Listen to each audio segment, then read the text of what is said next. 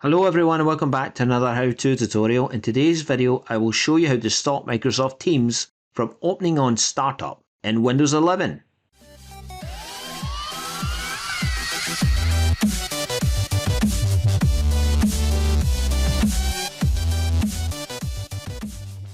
Microsoft Teams setting menu is the simplest way to prevent the app from automatically opening. Launch Microsoft Teams and then click the three dot menu on the top right. Click the settings option. Finally, uncheck the Auto Start Teams box. You can close Microsoft Teams now. When you start Windows again, you should no longer see Microsoft Teams operating on startup.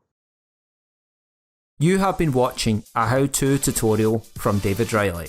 If you like this video, give it a thumbs up and don't forget to hit that subscribe button.